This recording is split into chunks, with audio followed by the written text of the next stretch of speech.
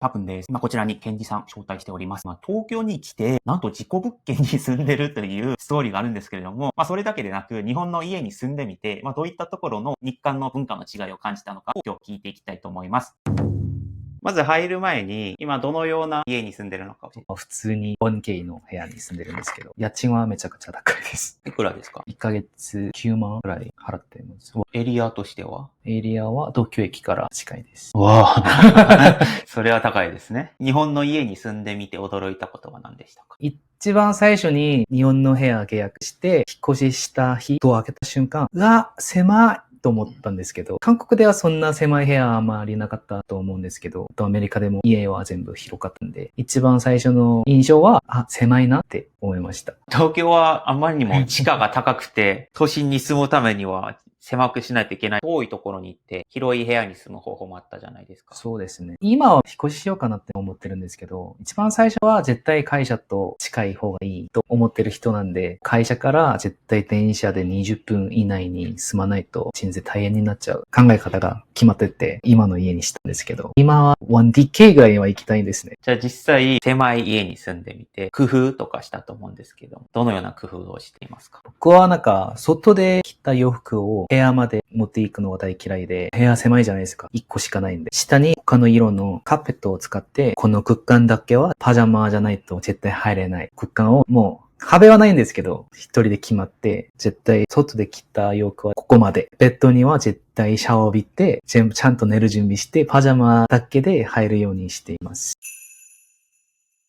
で、次に2番目、日本の家に住んでみて衝撃を受けたことは何ですか？一番最初に来た時は夏だったんで別に問題ではなかったんですけど、冬になってマジで寒すぎてびっくりしました。ケンジさんアメリカに住んだことがあって、アメリカも寒かったんじゃないかなと思いました。アメリカも寒かったと思うんですけど、窓が細すぎて、もう風が本当に窓が入るぐらいびっくりしましたね。アメリカだと、ラディエーターっていうクッキーを温めてくれるとこがあるんですけど、暖房使うともう乾燥になるんで、あんまり使わないんですけど、今もうそろそろ寒いになってるんで、もう電気毛布を使ってるんですけど、それを使うと朝起きるの大変です。ベッドの外に出なくないになっちゃうんで。こたつみたいな感じで出れなくなるみたいな。毎日朝辛いですよ。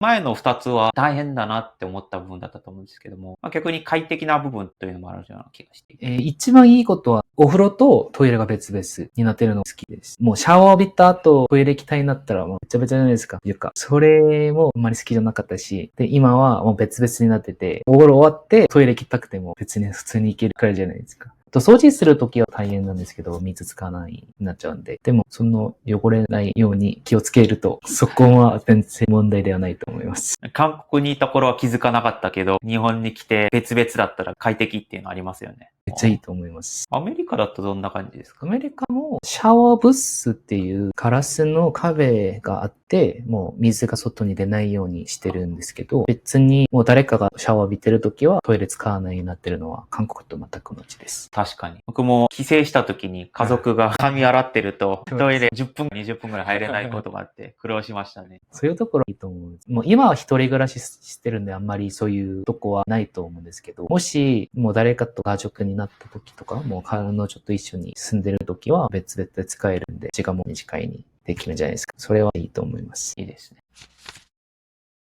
今、事故物件に住んでるっていう話を聞いて、その辺のストーリーを聞きたいです。そうですね。日本では事故があった物件は絶対次入る人に言わなきゃダメじゃないですか。でも、韓国はそんなことないじゃないですか。今僕が入った部屋でどんな事件があったかどうか全然知らない状態で普通に住んでることなんですけど、もう日本は全部してたから入る感じで心の準備をして、事件があったなって思って、もう別にいいかの気持ちに入るんで、そっちの方がめっちゃいいと思うんですけど、僕はこの部屋入る前から知ってたんですよ。僕そういう日本で実際にあった実験とか、そういう YouTube を見るの大好きなんで、この事件をもともと知ってたんで、この布団屋さんと一緒に探してる時に、写真見て、もしかしてこのメンション、なんかあったメンションじゃないんですかって聞いたんですけど、この布団屋さんの人もあまり知らなかったんですよ。この事件があったのが2007年で、もう20年ぐらい前じゃないですか。で、この人も知らなくて、一緒に調べたんですよ。で、うわそういう事件があったんですか二人めっちゃびっくりしてて、もう今普通に住んでるんですけど、別に問題ではないですよ。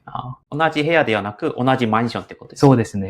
この実験はやばかったんですよ、本当に。隣に住んでる女の人を、して、これを全部トイレに入れて、残した骨とかは普通にゴミ箱に入れて捨てた事件です。霊気みたいな、スピリチュアルな感じはするんですか？引っ越しした日の夜、怖いかもと思ったんですけど、今もうほぼ2年くらい住んでてんで、全然問題ではないんですけど、怖いのは夜コンビニとか行くときに、事件があったのが9階なんですけど、いつもエレベーターが9階に止まってます。もう夜一人で出て、もう1階に行って、コンビニ行った間に絶対誰かが来るわけではないんですけど、コンビニ家の前なんで、もうコンビニから見えますよ、このメンションに入る人って。ね、全然入る人いないのに、エレベーターの前に戻っちゃったら9階。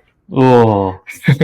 9階は明かりついてるんですか？そうですね。じゃあ人は住んでるはずですよね。この事件があった部屋に誰か住んでます。これは不動屋さんの人と確認しました。それ以外には住みやすくて大好きです。そのマンションは他のマンションに比べて安いんですか？そうですね。隣にあるマンションって新築の方が多くて、僕が住んでるマンションだけ古いマンションなので、そういう問題もあると思うんですけど、1万ぐらい安いんですよ。でも、エクセスいいし、住みやすいし、実行物件以外にはめちゃくちゃ満足してます。いろいろある中でもポジティブに来ている。そうですね。もう住まなきゃダメなので。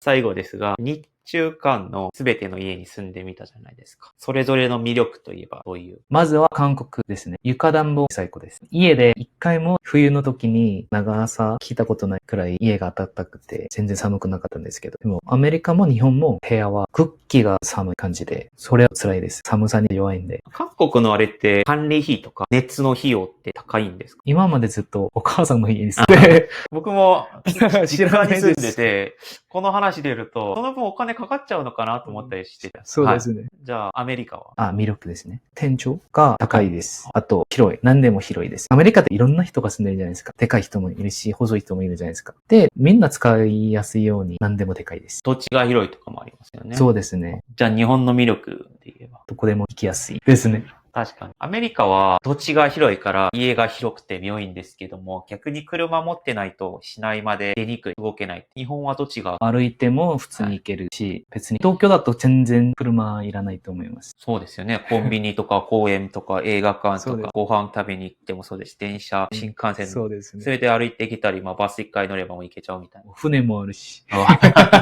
僕が住んでるのって海の方なんで、船とか乗れるんですよ。話を聞きながら考えてみたんですけども、韓国って基本寒い。だからもう家を基本暖かくしないといけない環境的な特徴があるかなと思ったり、全体的に見るとどの国もそうしないといけないような事情があるのかなと思いながら。これはそうですね。